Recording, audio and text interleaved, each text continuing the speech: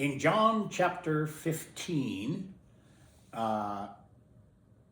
verse 11, that's Jesus speaking, I have told you this so that my joy may be in you and that your joy may be complete.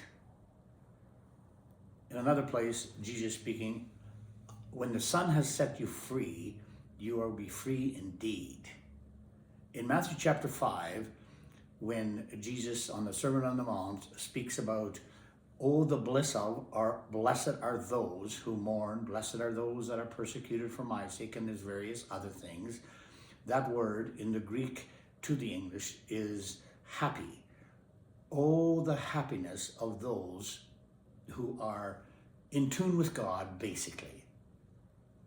Now, I know we're studying the book of John, and today I will introduce to you a professor from Harvard University, Arthur C. Brooks. He's a social scientist, and he speaks about happiness a lot. And from a strictly scientific perspective, he has an analysis that I find very interesting. And I've always been interested in the integration of science. What does science have to say to us as humans? And how does that line up with the Bible? And so today I'm going to introduce to you the scientific perspective, and specifically from Arthur C. Brooks from Harvard University. How do you know, or how to know happiness? Well, we know that as Jesus spoke in the Sermon on the Mount, there are certain things and characteristics that happen first before happiness is in place. And Arthur Brooks kind of says the same thing. He said, the goal is not to be happy. It's a byproduct of various things and habits you have that then produce this happiness in you. Now, of course, from Jesus's perspective and for our understanding of the Bible, joy comes specifically from Jesus, and he alone has the in-depth joy that we enjoy on an ongoing basis, which is also happiness. And Arthur C. Brooks, he speaks about the science of happiness, and he begins by saying that it is not a feeling. So many times we respond as absolute truth, the feelings we have, and he says feelings are there and must be acknowledged, but that's not what happiness is. And he goes on to say that you personally are the CEO of your happiness. And you can also bring it to others, or at least influence others towards happiness. You can understand it, he says, and you can change your habits to increase your happiness in life. It's a combination, he says, of enjoyment in life, of satisfaction in life, and meaning in life. Satisfaction being the joy of accomplishing something. When you do something that takes a lot of effort, or maybe doesn't even take that much effort, but you have produced it and you look at it and say, wow, I like it. You've accomplished something. And so that is an element of satisfaction and brings you joy. Meaning is purpose with goals. Now, of course, we know that the Bible speaks about purpose. God has given us a purpose in life to serve him, and in the final analysis, to bring God glory. He says, let your light shine in a way that people will see your good works and glorify God who is in heaven. And that theme is repeated over and over again in the Bible. And within the framework of this, he says, as far as meaning in life, your life matters. I know in our day, there's so many pressures in life and so many circumstances in life where individuals find it very hard to perceive themselves as someone that matters, someone that has value. And Arthur Brooks, he says, that is an ingredient within happiness to understand that your life matters. And that lines up with the Bible. Of course, he sees it from a secular perspective and a scientific perspective. We see it from a biblical perspective. And to note, to work on this, he says, he gives an example of, to build his case, of identical twins. They were separated at birth. And they were brought together after 40 years, and both were given a personality test. And the findings were this, from his perspective and from his research.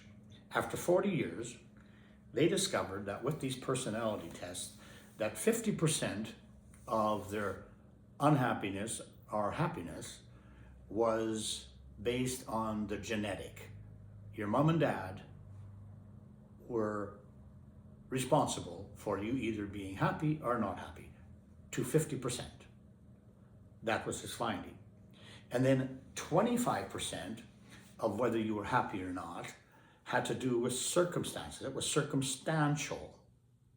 So you could be in a home where there's a lot of anger and maybe even violence, or you could be in a home where there was love and kindness. And that circumstance would, in a sense, if it didn't dictate, it would definitely influence whether you were going into life potentially happy or not happy. And they influence happiness, whether you're genetically influenced or whether you're circumstantially influenced. And of course, we all know that circumstances can sometimes create all kinds of sadness. Circumstances can state frustration. And those are things that the circumstances we maybe not control. But then he says there's 25% where you, in a sense, become the CEO of your destination in terms of happiness, in terms of the blessedness of life. It is, he says, under your direct control. And you can manage, you have the capacity to manage the genetic and the circumstantial influences by that 25%. And it allows you to improve. Now, he proposes, based on his research, which probably cost millions of dollars, and I picked it up pretty well for free from YouTube, the habits to happiness. And he begins, there's 4 of them that he indicates as important in this. First of all is faith. And he's speaking as a secular scientist. Faith is even in the mind of those that may not necessarily worship God. Although he does admit that he does have a faith within the framework of Catholicism. And so, but he doesn't really say that that's the faith that you should implement. You could have faith in anything. Sometimes people speak about, well, you should believe, you should have faith to make it through life. Well, faith in what? And this is where sometimes the secular doesn't give the answer that we appreciate, or at least we feel is not beneficial. We have a very strong focus on belief and faith and obedience to God. But he talks about faith. Faith is one of the habits that has to be implemented that will lead to happiness. It's part of the pudding. And it is a belief beyond self, but there's a transcendence. He does admit that, but he doesn't really direct you to what transcendence. And my point is this. This dictates, and he doesn't say this, I'm adding this, faith, as we understand it from the Bible, in God, in a personal living God, and in Jesus, dictates the habits of all the others. He doesn't put it that way, but I do. as we anticipate going deeper into the book of John and the joy that Jesus says, I will give you.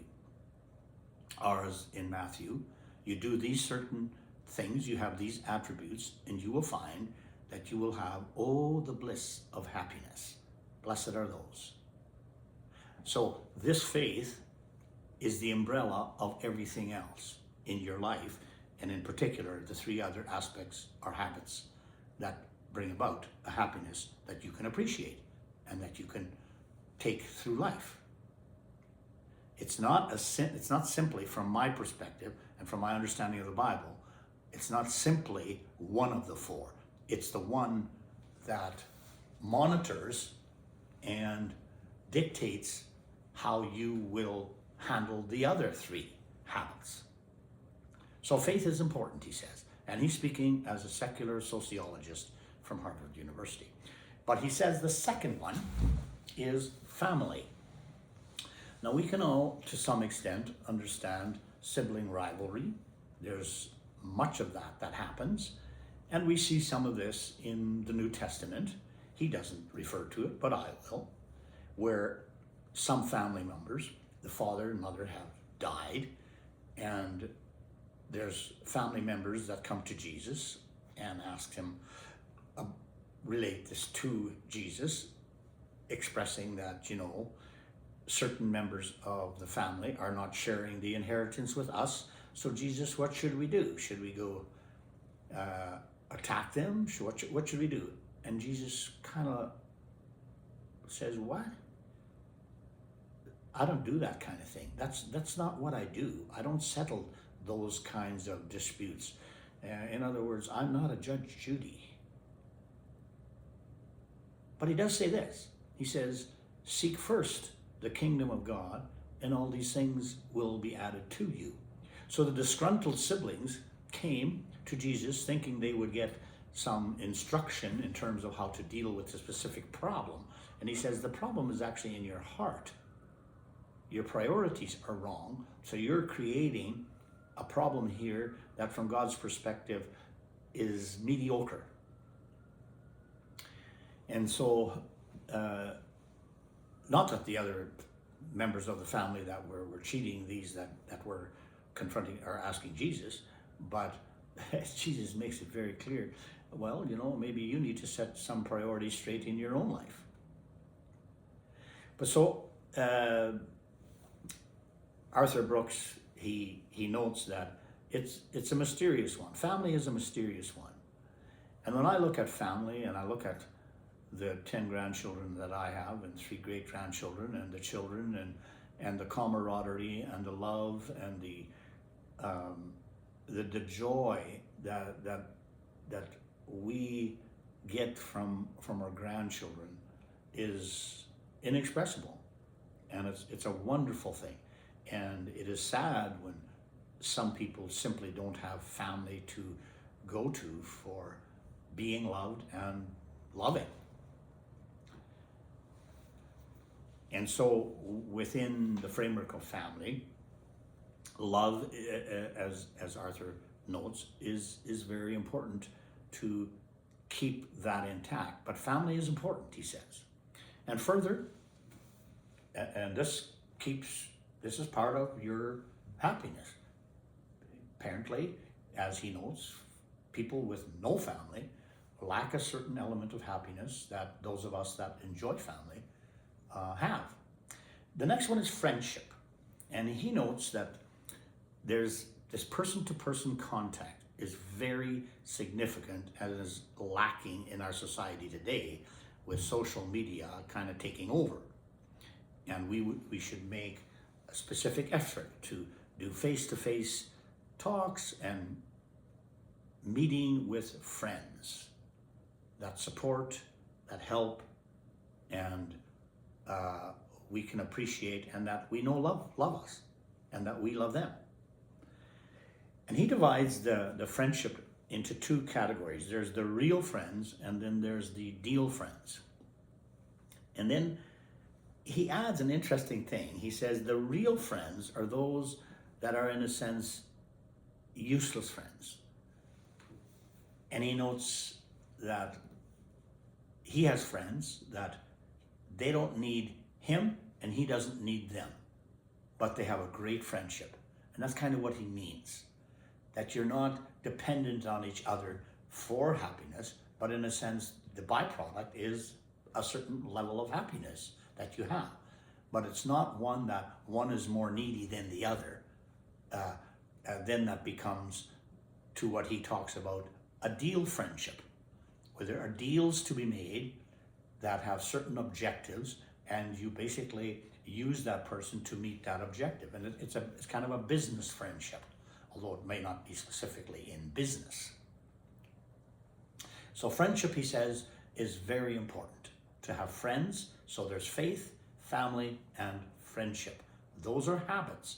Those are clear perspectives that point to happiness. If you lack family, if you lack friendship, your happiness will be diminished. That's basically what he's saying.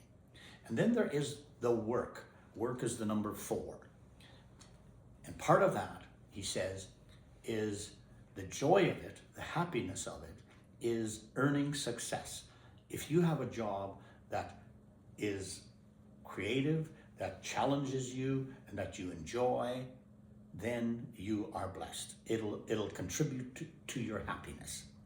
But he says another aspect of the work that you do in life, and it may not even be specifically a job, but work itself in whatever form it's implemented in your life and practiced in your life. An important aspect of it is serving others. Now, that's a very biblical concept, that we serve one another. Serve one another in a way that we show an appreciation, and we show a concern, and we show compassion. And so he brings that up as a secular scientist. He says, it's not the kind of job you have, it is not the level of income, and it's not the level of education. It's a matter of earning success in the specific thing you do that satisfies you, and through that, adding the aspect of serving others and bringing value to others. 2 things that he says bring joy, as I've noted. Earn your success, serve others. The essence of joy from work, he says, is to bring a certain amount of success to others. When you work, it's not just about you. It's about other people benefiting from your work in a very positive way.